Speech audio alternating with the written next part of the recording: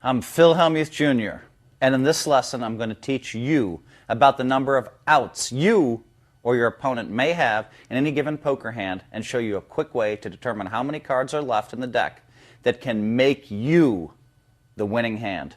We've seen it hundreds of times on TV, but may never have understood exactly what's going on.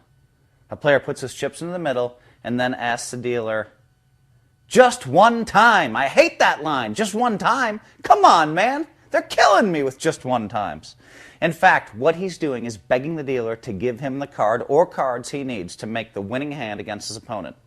In poker terms, he's asking to hit at least one of his outs. So what are his outs? In the simplest terms, they're the card or cards that can hit the board to give a player who is holding a losing hand a winning hand. Here's a very basic example.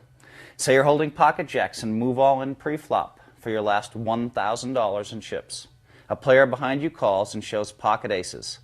How many cards in the deck can give you the winning hand? Right now, before the flop, there's only two. The last two jacks in the deck. These are your current outs. Now let's say the flop comes down 8, 9, 10. Now how many can give us the winning hand? The answer is 10. Because now we can hit either one of our jacks. That's two. There's 4 sevens in the deck that make us a straight. And there's 4 queens that make us a straight. Let's take a quick review of that. With a board of 8, 9, 10, any of these cards will give us a hand that will beat our opponent's pocket aces. 2 jacks make us trips. Okay? The 4 sevens will give us a jack high straight. The 4 queens will give us a queen high straight. As you can see from this example, our number of outs can increase or decrease depending on what cards fall on the flop and on the turn. Now let's look at another example.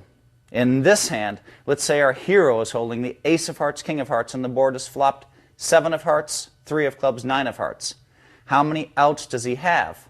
Well, if his opponent has, say, 2 black jacks in his hand, the ace, king of hearts can win with 4 cards. Well, let's see, there's 3 aces, there's 3 kings, and there's 9 cards remaining in the suit.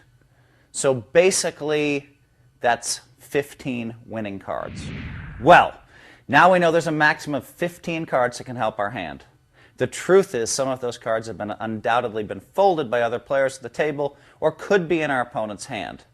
But since we don't know which cards are already folded, we have to proceed on the assumption that all of our potential outs are available. Now that you understand the concept, here are some of the basic outs totals for many common situations. If you flop a flush draw, you typically have 9 outs to make your flush. If you flop a flush draw with 2 overcards, you typically have 15 outs. We just reviewed that.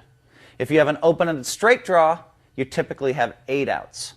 If you flop a gut shot straight draw, like if you have king, queen, and the flop has come 8, 9, jack, and you need a 10 right in the belly, right in the gut, there's only 4 10s. So belly buster, 4 outs. If you have an underpair to your opponent's overpair, you have 2 outs. If neither you nor your opponent have a pair, but he is still ahead, you have 6 outs. So for example, he has ace king and you have queen jack. 3 jacks, 3 queens. If you flop a straight flush draw, you typically have 15 outs. Remember though, you usually don't have all of the outs that can come to improve your hand. Let's take a look at our previous example where we said you had 9 outs when you had the ace, king of hearts and hit a flop of 7 of hearts, 9 of hearts, 3 of clubs. What happens if your opponent is holding ace 9 in this spot? Now, 2 of your aces will make him aces and 9. So basically, instead of having the 3 aces and out, you don't have those anymore. So instead of 15 outs, you only have 12 outs. You still have the 9 hearts. You still have the 3 kings. Now, what if your opponent is holding pocket 7s and has flopped a set? Now, wow, now you're in even worse shape because you can't win with an ace. That's 3 less outs. You can't win with a king. That's 3 less outs. And you don't want to hit the 3 of hearts. So that's 1 less heart. That's only 8 outs. Suddenly 15 outs is reduced to 8 outs. And if we make our hand on the turn, even if we do hit a heart, our opponent has 10 outs. 3 9s, 3 3s, 1 7, Okay, that's 7 outs. And whatever card made you the flush, that's another 3. So he still has 10 outs to come back and make a full house or quads and beat you. The picture gets fuzzier if we can or need to go runner-runner and hit cards on both the turn and the river in order to make a winning straight or flush.